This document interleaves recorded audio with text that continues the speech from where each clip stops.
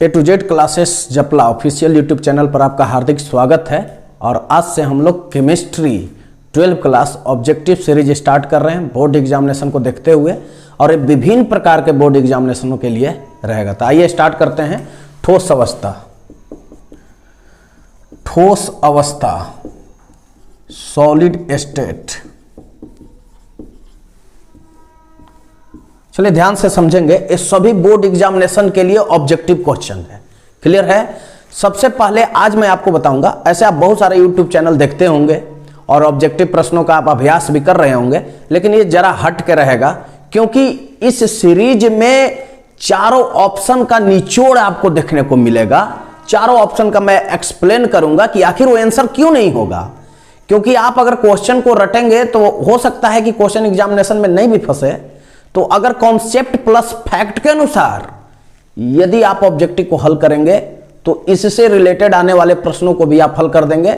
और मैं आपको गारंटी देता हूं कि यदि इस चैनल पर आप ऑब्जेक्टिव सीरीज को कंप्लीट कर लिए तो विभिन्न प्रकार के बोर्ड एग्जामिनेशन में आप बहुत आसानी से आंसर को दे सकते हैं। तो चलिए स्टार्ट करते हैं।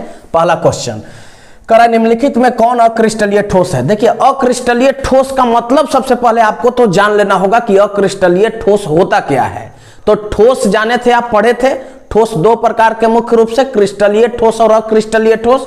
और ये जानना है आपको कि अक्रिस्टलीय ठोस होता क्या है। इसका इंग्लिश होता है एमोर्फस सॉलिड, जो ग्रीक शब्द है। अगर इंडियन मीनिंग की इसकी बात करें, इंडियन मीनिंग की बात करें तो इसका इंडियन मीनिंग होता है आकार नहीं होना। आकार नहीं होना, लिख लीजिए कॉपी कलम खोलकर, आकार नहीं होना। या अगर ये डिफिनेशन आपको नहीं याद है तो पार्टिकल्स के अरेंजमेंट के आधार पर, देखिए अवयवी कणों का जो अरेंजमेंट होता है उसके आधार पर भी डिफिनेशन आपको बताया गया था कि जिसमें अवयवी कण का व्यवस्था निश्चित क्रम में नहीं होता है, निश्चित क्रम में नहीं होता है, उसे अक्रिस्टलीय ठोस कहते हैं। यह भी आपको बताया गया था, मतलब निश्चित क्रम में व्यवस्थित नहीं होता है, उसे अक्रिस्टलीय ठोस कहते हैं। क्लियर है कॉन्सेप्ट? अब बात करते हैं इसके ऑप्शन का। तो कह रहा है हीरा, ग्रेफाइट, कांच और साधारण नमक। देखिए सही ऑप्शन तो कांच है, पहले आप लोग टिक लगा लीजिए, इसका सही ऑप्शन कांच है। तो हीरा और ग्रेफाइट और साधारण नमक क्यों नहीं होगा, पहले इसकी बात कर लेते हैं। देखिए हीरा, हीरा क्या है पहले ये समझ लीजिए, ग्रेफाइट क्या है और साधारण नमक क्या है। देखिए सबसे पहले तो हम ऑप्शन साधारण नमक से चलते हैं, NaCl। तो NaCl यहां पर देखिए, Na प्लस और Cl माइनस, ये आपका आयन है। ध्यान दीजिए, आयनों में अवयवी कण जो है आयनिक ठोस, ये आयनिक ठोस का टाइप्स है। और आयनिक ठोस किसका टाइप है? तो क्रिस्टलीय ठोसों का जब आप वर्गीकरण पढ़े थे तो उसका टाइप्स आप पढ़े थे, आयनिक ठोस, आणविक ठोस, सहसंयोजक ठोस या उसे नेटवर्क ठोस भी कहते थे, और धात्विक ठोस। तो ये चला जाएगा NaCl में जो कणों का जो अरेंजमेंट होता है NaCl में। जैसे मैं बात करूं कि NaCl का अगर क्रिस्टलीय संरचना की अगर बात करें तो ये 6 NaCl और 6 क्लोरीन आपस में कंबाइन होते हैं, आपस में कंबाइन होते हैं। इसीलिए तो इसको कहा जाता है कि फलक केंद्रित इसका होता है, स्ट्रक्चर जो होता है वो फलक केंद्रित होता है, मतलब फेस सेंटर्ड क्यूबिक यूनिट चलता है। आगे चलकर आप क्वेश्चन इसको देखेंगे। तो आइए बात करते हैं, साधारण नमक को हटा दिए। ग्रेफाइट, ग्रेफाइट जो है सहसंयोजक का टाइप्स है। और आपको पता है कि सहसंयोजक ठोस दोनों अवस्थाओं में, अगर मैं बात करूं कि विद्युत, ठीक है, विद्युत का चालकता की अगर बात करूं सहसंयोजक ठोस में, तो ये ना तो ठोस अवस्था में और ना ही गलित अवस्था में, जलीय विलयन की अवस्था में विद्युत का चालन करता है। लेकिन ग्रेफाइट, ग्रेफाइट में कार्बन का चूंकि लेयर होता है और यहां पर मुक्त इलेक्ट्रॉन बच जाता है, इसलिए आप बोलते हैं कि अपवाद में ग्रेफाइट विद्युत का चालन करता है। तो ग्रेफाइट भी इसका ऑप्शन नहीं होगा। और हीरा, हीरा में आपका कोवैलेंट बॉन्ड होता है। आपको पता है कि जब सहसंयोजक जो ठोस होता है एक नेटवर्क की भांति होता है, इसमें परमाणु जो है आपस में मिलकर एक ज्वाइंट अणु का निर्माण कर लेते हैं। जैसे हीरा का आप स्ट्रक्चर देखे होंगे, तो इसमें भी जो अरेंजमेंट होता है वो निश्चित अरेंजमेंट होता है। तो आपका पहला क्वेश्चन का सिर्फ एक ही जवाब होगा, वो होगा कांच। तो सभी को समझ में आ गया पहला क्वेश्चन? एक बार मैं फिर से पढ़ दे रहा हूं, निम्नलिखित में कौन अक्रिस्टलीय ठोस है? तो इसका आंसर हो जाएगा कांच। क्लियर है? अब आगे बढ़ते हैं। अक्रिस्टलीय ठोस के रूप में जाना जाता है, तुम ध्यान समझिए, अक्रिस्टलीय ठोस के रूप में जाना जाता है। पहला ऑप्शन है वास्तविक ठोस, दूसरा ऑप्शन है झूठा ठोस, और फिर पॉलीक्रिस्टलीय है और इनमें से कोई नहीं। तो मैं आपको बता दूं कि ऐसे मोर देन 90% ऐसे प्रश्न आपको मिलेंगे जिनमें इनमें से कोई नहीं, तो वो तो आंसर होगा ही नहीं, तो इनमें से कोई नहीं, इसको काट देते हैं। उसके बाद आपका बचता है वास्तविक ठोस, तो इसमें भी काट देते हैं, क्योंकि वास्तविक ठोस मतलब रियल सॉलिड की बात हो रही है, और इसमें अवयवी कणों का जो अरेंजमेंट होता है वो निश्चित रूप से होता है, तो ये भी नहीं होगा। उसके बाद देखिए पॉली, पॉली का मतलब होता है बहु। पॉली का मतलब क्या होता है? बहु। अब बहु मतलब सास बहु आपको नहीं समझ लेना है, बहु का मतलब होता है ज्यादा। तो यहां ज्यादा क्रिस्टलीय की बात हो रही है, जो क्वेश्चन से कोई भी मिलता जुलता इसका कॉन्सेप्ट नहीं दिख रहा है। इसका मतलब कि एक ही आंसर हो जाएगा झूठा ठोस, मतलब कि जिसका आकार ही नहीं होता है। तो आप क्या कहेंगे? उसे झूठा ठोस भी कह सकते हैं, या इसको आप आभासी ठोस भी कह सकते हैं। कॉन्सेप्ट क्लियर हो रहा है? आइए दूसरा क्वेश्चन देखिए। अक्रिस्टलीय ठोस के रूप में जाना जाता है, तो आपका आंसर हो जाएगा झूठा ठोस। यही क्वेश्चन एग्जामिनेशन में आएंगे, कॉपी कलम लेकर लिख लीजिए आप। आइए तीसरा क्वेश्चन, क्रिस्टलीय ठोस के लिए निम्नलिखित में कौन सा सही नहीं है? देखिए करा क्रिस्टलीय ठोस के लिए, अभी मैं आपको बताया कि क्रिस्टलीय ठोसों में अवयवी कणों का जो अरेंजमेंट होता है वो निश्चित रूप से होता है, निश्चित रूप से। लेकिन यहाँ ऑप्शन क्या कह रहा है? सही नहीं है। मतलब जो आंसर है वो कौन सा सही नहीं है, तो इसका मतलब कि क्रिस्टलीय का प्रॉपर्टीज आपको जानना होगा। तो देखिए पहला ऑप्शन क्या कह रहा है?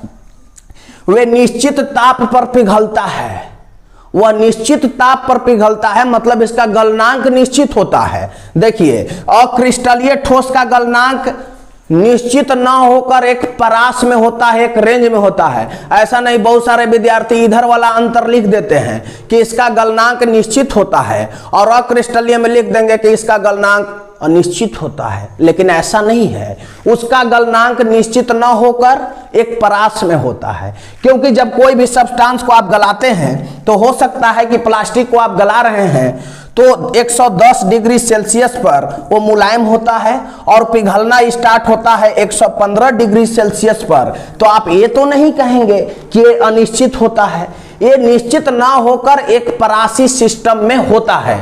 तब पहला कह रहा है कि वे निश्चित ताप पर पिघलता है, ये बिल्कुल सही है, बिल्कुल सही है क्रिस्टलीय ठोसों के लिए। कह रहा है कि वे विषम दैशिक होते हैं। देखिए विषम दैशिक होते हैं मतलब ये विभिन्न प्रकार में, देखिए विभिन्न प्रकार से सभी दिशाओं में घुमाने के बाद, जैसे NaCl, यहां स्ट्रक्चर कर दीजिए NaCl, फिर यहां कर दीजिए, फिर यहां कर दीजिए, और यदि विभिन्न दिशाओं में इसका अपर्तनांक को आप देखिएगा, अपर्तनांक को देखिएगा, ठीक है, और इसके चालकता को देखिएगा, तो आपको विभिन्न दिशाओं में घुमाने के बाद भिन्न भिन्न प्रॉपर्टीज इसका मिलेगा। तो भिन्न भिन्न प्रॉपर्टीज मिलेगा, इसलिए कैसा गुणधर्म प्रदर्शित करते हैं? तो विषम दैशिक गुण प्रदर्शित करते हैं। क्लियर है? फिर कह रहा है कि दीर्घ परासी व्यवस्था नहीं है। देखिए दीर्घ परासी व्यवस्था नहीं है। आइए अवयवी कणों का अरेंजमेंट की बात करते हैं। यहां देखिए अवयवी कणों का अरेंजमेंट इस प्रकार से होता है क्रिस्टलीय ठोसों में। तो आपका यहां दीर्घ परासी व्यवस्था दिख रहा है कि नहीं? आंख से ध्यान से देखिएगा, दीर्घ परासी व्यवस्था दिख रहा है, इसलिए क्योंकि अवयवी कणों का जो अरेंजमेंट देख रहे हैं कहीं पर जल्दी चेंज नहीं हो रहा है। लेकिन ऐसा अक्रिस्टलीय में देखने को नहीं मिलता है। अक्रिस्टलीय में देखिए यहां एक डब्बा, और यहां छोटा हो गया तो यहां बड़ा हो गया, यहां छोटा तो यहां बड़ा हो गया। तो ये इसमें दीर्घ परासी व्यवस्था देखने को नहीं मिलता है, इसमें लघु परासी व्यवस्था देखने को मिलता है, क्योंकि ये तुरंत देखिए चेंज हो गया, एक ही इंटरवल के बाद चेंज हो गया इसका जो पार्टिकल्स है, पार्टिकल्स का जो अरेंजमेंट है। लेकिन यहां पर क्रिस्टलीय ठोसों में चेंज नहीं हो रहा है, इसका मतलब इसमें दीर्घ व्यवस्था होता है। लेकिन ऑप्शन आपका क्या कह रहा है कि दीर्घ परासी व्यवस्था नहीं है, इसका मतलब कि यही ऑप्शन इसका होगा। क्वेश्चन में देख लीजिए क्रिस्टलीय ठोस के लिए निम्नलिखित में कौन सा सही नहीं है, तो ये इसका आंसर हो जाएगा C। फिर लास्ट आपका कह रहा है वास्तविक ठोस होता है, ये तो वास्तविक ठोस होता ही है। क्लियर हो गया? आइए चौथा बात करते हैं। NaCl क्रिस्टल की संरचना होती है। मैं अभी तुरंत बताया था कि अगर एक घन है और इसका 6 फलक हैं, 6 फलकों पर, देखिए कॉर्नर पर तो होगा ही, कॉर्नर पर तो होगा ही, और कॉर्नर के अतिरिक्त इसके 6 फलकों पर हो, 6 फलकों के केंद्र पर हो, तो ऐसे स्ट्रक्चर को जो है फलक केंद्रित एकक कोष्टिका के नाम से जानते हैं। और NaCl जो है 6 NaCl, 6 सोडियम और 6 क्लोरीन जो है आपस में इस स्ट्रक्चर में कंबाइन होते हैं। आप किताब में देख लीजिएगा इस स्ट्रक्चर को, तो इसका सही आंसर हो जाएगा फलक केंद्रित। अब इसके बात करते हैं कि इनमें से कौन सा आयनिक ठोस है। अभी मैं बताया था क्रिस्टलीय ठोसों का प्रकार आयनिक ठोस, जिसके अवयवी कण आयन होते हैं। देखिए I2 ये तो चला जाएगा आणविक ठोस में। डाई आइस, जिसका इस क्वेश्चन से कोई संबंध नहीं है। और यहां बात होती है हीरा का, ठीक है। हीरा में तो कोई भी आयन निकलेगा नहीं।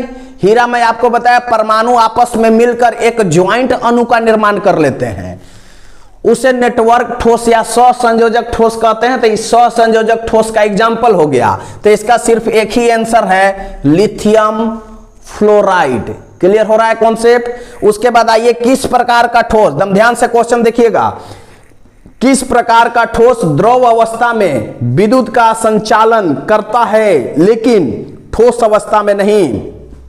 तो इसका आंसर हो जाएगा आयनिक ठोस। आइए अब इस क्वेश्चन पर थोड़ा सा बहस करते हैं, एनालिसिस करते हैं कि इस क्वेश्चन का आंसर आयनिक ठोस ही क्यों होगा। तो क्योंकि आपको पता है कि विद्युत धारा प्रवाहित करने के लिए 2 चीज जिम्मेदार हैं इस दुनिया में। कौन कौन जिम्मेदार है भाई, तो देखिए कौन कौन जिम्मेदार है, एकदम ध्यान से देखिए, कॉपी कलम निकाल कर बैठिए और क्वेश्चन को लिखते चलिए, क्योंकि यही प्रश्न एग्जामिनेशन में आने वाले हैं। तो देखिए 2 शख्स जिम्मेदार हैं विद्युत धारा के लिए। सबसे पहला तो जिम्मेदार है मुक्त आयन, या आप जिम्मेदार मुक्त इलेक्ट्रॉन को लीजिए। देखिए मुक्त इलेक्ट्रॉन और मुक्त आयन, तो कह रहा है कि ठोस अवस्था में विद्युत का संचालन करता है। अब एक मिनट देखिए, किस प्रकार का ठोस द्रव अवस्था में, कह रहा है कि विद्युत का संचालन करता है लेकिन ठोस में नहीं करता है। तो यहां पर अगर मैं NaCl की ही बात ले लूं, सोडियम क्लोराइड की बात ले लूं, तो ये ठोस अवस्था में, चूंकि ठोस में जो अवयवी कण होते हैं काफी एक दूसरे से क्लोज होते हैं, तो ये अपने गति के लिए, मूव के लिए स्वतंत्र नहीं होते हैं। लेकिन यहां पर आपको ध्यान देना यह भी है कि अपना ये फिक्स पोजीशन पर वाइब्रेट करने के लिए ये आजाद है, लेकिन अपना ये पोजीशन चेंज नहीं कर पाते हैं। इसलिए तो बोला जाता है कि ठोस कठोर होता है, इसलिए बोला जाता है। तो अपना एक गति के लिए स्वतंत्र इसके कण नहीं होते हैं ठोस अवस्था में, तो ये टूट नहीं पाते हैं। यहां से मुक्त आयन नहीं मिल पाता है, तो ये मुक्त आयन नहीं मिला। लेकिन जैसे ही NaCl गलित अवस्था में चला गया, गलित अवस्था में चला गया, जलीय विलयन की अवस्था में चला गया, तो यहां पर Na+ और Cl- में ये टूट जाएगा, तो हमारा यहां मुक्त आयन मिल जाएगा, जो जिम्मेदार है किसके लिए, विद्युत चालन के लिए। तो इसका सही जवाब हो जाएगा आयनिक ठोस। क्लियर है। अब अगले स्लाइड में देखेंगे क्वेश्चन नंबर 7 से। देखिए टोटल 15 क्वेश्चन कराएंगे केवल, और यही 15 क्वेश्चन विभिन्न प्रकार के एग्जामिनेशन में आएंगे। अगर आपको इसमें किसी प्रकार का डाउट है तो आप कमेंट में लिखिए हमें। क्लियर है। चलिए अगले स्लाइड को देखते हैं। आइए देखते हैं। अभी क्वेश्चन नंबर 6 तक आपको बताया गया था। अब देखिए क्वेश्चन नंबर 7 कह रहा है कि फ्रेंकल दोष की उपस्थिति से क्रिस्टल का घनत्व। अब चलिए बात करते हैं डेंसिटी का। मैं बार बार बोल रहा हूं कि ऑप्शन को एलिमिनेट करने के लिए आपको सीखना होगा। अगर MCQ क्वेश्चन है तो, और ऑप्शन तभी एलिमिनेट आपको हो पाएगा जब कंटेंट आपको क्लियर होगा। जैसे कह रहा है कि फ्रेंकल दोष की उपस्थिति में क्रिस्टल का घनत्व क्या होता है, तो सबसे पहले आपको घनत्व की जानकारी होनी चाहिए और फिर आपको फ्रेंकल दोष की जानकारी होनी चाहिए। तो आइए इसका एनालिसिस करते हैं क्वेश्चन नंबर 7 की। तो 7 में सबसे पहले तो जानना होगा कि घनत्व क्या होता है। तो घनत्व बराबर हम लोग बेसिकली जानते हैं कि द्रव्यमान बटा होता है आयतन।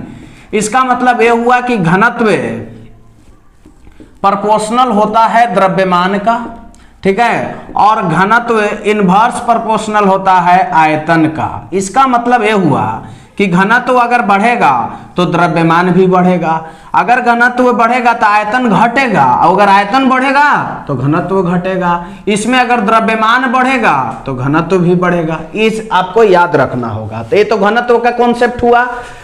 अब बात करते हैं कि फ्रेंकल दोष होता क्या है। तो जैसे कि बिंदु दोष आप पढ़े होंगे, चलिए मैं बिंदु दोष से कॉन्सेप्ट को उठाता हूं कि बिंदु दोष होता क्या है। देखिए, एक बिंदु के चारों तरफ, जैसे यहां यहां यहां यहां यहां, देखिए पार्टिकल्स का अरेंजमेंट है। एक बिंदु अथवा परमाणु के चारों तरफ आदर्श व्यवस्था में जो त्रुटि होता है, जो एरर होता है, उसी को बोला जाता है बिंदु दोष। क्लियर है? अच्छा, पॉइंट डिफेक्ट सब्जेक्टिव क्वेश्चन में भी बन सकता है, तुम ध्यान दीजिएगा कि बिंदु दोष क्या है, या आ सकता है कि बिंदु दोष के प्रकार को लिखें। तो बिंदु दोष जो है मुख्य रूप से दो प्रकार के होता है, मतलब दोष जो है दो प्रकार के होता है, बिंदु दोष और रेखीय दोष। और बिंदु दोष में आता है मुख्य रूप से दो प्रकार का दोष, रिक्तिका दोष आता है और फिर आता है अंतराकाशी दोष। तो मैं आपको बता दूं कि रिक्तिका दोष जो होता है, रिक्तिका दोष, तो रिक्तिका दोष एक सिंपल है। जैसे आप मोबाइल वगैरह खरीदने जाते हैं शोरूम में, तो वहां डम्मी दिखाता है ना, मोबाइल का सैंपल दिखाता है, न कि मोबाइल दिखाता है। उसी प्रकार से आप यहां रिक्तिका दोष को सैंपल के रूप में पढ़िए, और इसका एग्जाम्पल होता है शॉर्टकी दोष। ठीक है? अगर अंतराकाशी दोष की मैं बात करूं, अंतराकाशी दोष, तुम ध्यान दीजिएगा, अगर अंतराकाशी दोष की मैं बात करूं, मार्कर दीजिएगा, मार्कर। अगर मैं अंतराकाशी दोष की बात करूं, तो अंतराकाशी दोष ये सैंपल है, और अंतराकाशी दोष का एग्जाम्पल होता है फ्रेंकल दोष। तो चलिए अब क्वेश्चन पर आते हैं कि शॉर्टकी दोष और फ्रेंकल दोष होता क्या है। तो अब ट्रिक द्वारा आप इस्तेमाल करेंगे अगर एमसीक्यू क्वेश्चन आ जाए तो, क्योंकि आपके पास समय भी बहुत कम रहेगा, इसका भी ध्यान देना है। शॉर्टकी दोष मतलब कि शॉर्ट कर गया, फ्रेंकल दोष मतलब कि फंस गया। आप ऐसे दो मीनिंग केवल याद रखेंगे, क्वेश्चन आपका मुट्ठी में रहेगा। आइए देखिए, शॉर्टकी दोष मतलब शॉर्ट कर गया, लेकिन क्वेश्चन फ्रेंकल का है, आगे चल के शॉर्टकी दोष का भी क्वेश्चन है। आइए पहले फ्रेंकल दोष की बात करते हैं, जब कोई मामला फंस जाता है। देखिए, जैसे एक क्रिस्टल जालक है, आप समझिए थोड़ा सा डीप में जाकर, एक क्रिस्टल जालक है इस प्रकार से। देखिए, मैं क्रिस्टल जालक बना दिया, तुम ध्यान दीजिएगा, क्रिस्टल जालक बन गया। अब और अगर बनाना चाहते हैं तो और बना सकते हैं। अब कह रहा है कि कोई भी पार्टिकल्स कहीं पर फंस जाता है अंतरालीय स्थान में, तो ध्यान दीजिएगा, यहां से पार्टिकल्स उठा और यहां पर आके फंस गया, या यहां से निकला यहां पर आके फंस गया। लेकिन ये ध्यान देने वाली बात यह है कि इस क्रिस्टल जालक से पार्टिकल्स गायब नहीं हो रहा है। अगर गायब हो जाता तो द्रव्यमान उसका कम हो जाता। ठीक है, क्योंकि घनत्व का हमको आंसर देना है, ध्यान दीजिएगा। तो द्रव्यमान तो कम नहीं हो रहा है। जैसे कि मान लीजिए कि ये बोर्ड है, और बोर्ड पर कोई भी सब्सटेंस यहां रखा हुआ था पहले, तो बोर्ड का जो है 10 केजी वेट था या 20 केजी वेट था। अब मैं यहां से उस ऑब्जेक्ट को उठाकर मैं यहां पर रख दूंगा, तो ऐसा तो नहीं है कि अब बोर्ड का वेट जो है 20 केजी पहले था, अब 30 केजी हो जाएगा, ऐसा कुछ भी नहीं है। तो इसका मतलब कि द्रव्यमान में किसी प्रकार का परिवर्तन नहीं होता है, और द्रव्यमान में किसी प्रकार का परिवर्तन नहीं, तो इसका मतलब कि घनत्व में भी किसी प्रकार का परिवर्तन नहीं होगा। मुझे आशा है कि आपको कॉन्सेप्ट क्लियर हो रहा होगा। तो घनत्व में किसी प्रकार का कोई परिवर्तन देखने को नहीं मिलेगा, तो इसका सही आंसर हो जाएगा परिवर्तित नहीं होता है। क्लियर है? चलिए उसके बाद कह रहा है कि कौन सा ठोस सुचालक है। बहुत इजी क्वेश्चन है। देखिए, लकड़ी कुचालक हो गया, कोक कुचालक हो गया, हीरा भी कुचालक हो गया, तो इसका सही आंसर हो जाएगा तांबा। फिर देखिए नवा क्वेश्चन, देखिए इस दोष को क्या कहते हैं, तुम ध्यान से समझिएगा। कह रहा है कि इस दोष को क्या कहते हैं जिसमें इलेक्ट्रॉन ऋणायन रिक्तियां में चले जाते हैं। देखिए, ऋणायन रिक्तियां में चले जाते हैं। जैसे मान लीजिए कि ये माइनस है और यहां से ही अपना खाली कर दिया है स्थान, कहीं और चला गया है। ठीक है, जैसे आप क्रिकेट मैच का मैं एग्जांपल ले रहा हूं। जब आप मैच रूरल एरिया में आप मैच खेलते हैं, एकदम ध्यान से समझिएगा, तो जब आपका कोई प्लेयर ठीक नहीं होता है, अपना जगह पर वो ठीक से फील्डिंग नहीं कर पाता है, अपना पोजीशन पर वो ठीक से बैटिंग नहीं कर पाता है, तो आप बोरो प्लेयर को दूसरे गांव से उठा कर लाते हैं मैच खेलने के लिए। ये तो सभी के साथ होता होगा, क्रिकेट खेलने वाले यदि मैच देख रहे होंगे तो यहां से बाहर से बोरो प्लेयर को लाया जाता है, मतलब इलेक्ट्रॉन को लाया जाता है कि ताकि इस ऋणायन रिक्तियां जहां पर है यहां पर भरा जा सके। तो ये एक सेंटर बन जाता है, इसी सेंटर को बोला जाता है एफ केंद्र। क्या बोला जाता है? एफ केंद्र। तो गलती से भी आपको फ्रेंकल दोष अंतराकाशी दोष में टिक नहीं मार देना है, इसका सही होगा एफ केंद्र, इसका सही आंसर। देखिए एक बार फिर से क्वेश्चन समझिए, इस दोष को क्या कहते हैं जिसमें इलेक्ट्रॉन ऋणायन रिक्तियां में चले जाते हैं। तो इलेक्ट्रॉन जो है ऋणायन रिक्तियां में आ गया, इसलिए कौन सा दोष कहलाएगा? एफ केंद्र। आइए बात करते हैं शॉर्टकी दोष के चलते क्रिस्टल का घनत्व। चलिए आप फिर से इसी पर आते हैं टाइटल पर, शॉर्टकी दोष। शॉर्टकी दोष मतलब कि शॉर्ट कर गया, कोई भी पार्टिकल से अगर जालक है, जैसे मान लीजिए छोटा सा चीज, एक बार और मैं क्रिस्टल जालक बना के समझा दे रहा हूं, देखिए ध्यान से। चलिए जालक हो गया और यहां से मैं एक चीज को गायब कर दे रहा हूं, तो गायब कर दिया, जैसे पूरा पदार्थ था, जैसे मान लीजिए कि ये पूरे में कुछ कुछ बॉर्डर लगा हुआ था, इस बोर्ड में ऐसे बॉर्डर लगा हुआ था, तो इस बॉर्डर को मिलाकर इस बोर्ड का जो वेट था वो 15 kg था। मैं क्या किया कि इस बॉर्डर को निकाल दिया, मैं बॉर्डर को गायब कर दिया पूरे बोर्ड से। तो इसका मतलब ये हुआ कि जब हम दूसरे बार इसको जब मेजरमेंट करेंगे बोर्ड का, तब पहले जैसा वेट नहीं रहेगा। तो जब पहले जैसा वेट नहीं रहेगा तो इसका मतलब ये हुआ कि द्रव्यमान में कमी हो जाएगी। क्या होगा? द्रव्यमान में कमी हो जाएगा। तुम कॉपी कलम में लिख लीजिए, कॉपी लेकर अगर आप बैठे हैं तो द्रव्यमान में कमी हो जाएगा। तो द्रव्यमान में कमी होगा, इसका मतलब कि घनत्व में भी कमी हो जाएगा, क्योंकि द्रव्यमान प्रोपोर्शनल डेंसिटी, मतलब कि डेंसिटी जो है वो मास का प्रोपोर्शनल होता है। तो द्रव्यमान में कमी, इसका मतलब कि घनत्व में भी कमी हो जाएगा। रट्टा नहीं लगाना है, कॉन्सेप्ट को क्लियर कीजिए। कह रहा है कि शॉर्टकी दोष के चलते क्रिस्टल का घनत्व क्या हो जाएगा? तो घटता है। और बहुत बार एग्जामिनेशन में क्वेश्चन आ चुका है, ये VVI क्वेश्चन है, तो हम लिख लीजिए। कह रहा है कि शुद्ध सिलिकॉन क्या है? चालक है, विद्युत रोधी है, अर्धचालक है, या इनमें से कोई नहीं? तो सबसे पहले इनमें से कोई नहीं जो ऑप्शन रहेगा उसको तो आप बाहर निकाल फेंकिए। तो 3 देखिए, चालक। तो चालक में एक सिरे से दूसरे सिरे तक विद्युत धारा का प्रवाह होता है, विद्युत रोधी में नहीं होता है। अच्छा, अर्धचालक की बात करते हैं। अर्धचालक को 2 प्रकार से डिफाइन किया जाता है, आप भी ये जानते होंगे। जिस तत्व के अंतिम कक्षा में इलेक्ट्रॉनों की संख्या 4 हो जाए, अच्छा, जिनकी चालकता चालकों तथा विद्युत रोधी के बीच की होती है। तो अब यहां पर देखिए शुद्ध सिलिकॉन, तो सिलिकॉन का आपको पता होगा कि परमाणु संख्या 14 होता है, तो 284। देखिए अंतिम कक्षा में इलेक्ट्रॉनों की संख्या 4 आ गया कि नहीं? तो इसका मतलब कि ये अर्धचालक है। क्या है? अर्धचालक। तो आप अर्धचालक को टिक कर दीजिए, इसका सही जवाब मिल गया। आइए क्वेश्चन नंबर 12 की बात करते हैं। BCC शॉर्ट में लिखा गया है, एकदम याद रखिएगा। BCC में संकुलन क्षमता कितनी होती है? तो अब तक पैकिंग इफिशिएंसी आपको निकालना होगा, और यहां पर तो अभी टाइम नहीं है क्योंकि अभी हम लोग ऑब्जेक्टिव सीरीज स्टार्ट किए हैं। तो जब आप कैलकुलेशन करते हैं तो 67 पॉइंट समथिंग आता है, जो अप्रोक्स हम लोग 68% के बराबर लिखते हैं। अच्छा, मैं थोड़ा सा शॉर्ट में कर दूं जो क्वेश्चन नहीं आया है उसका भी।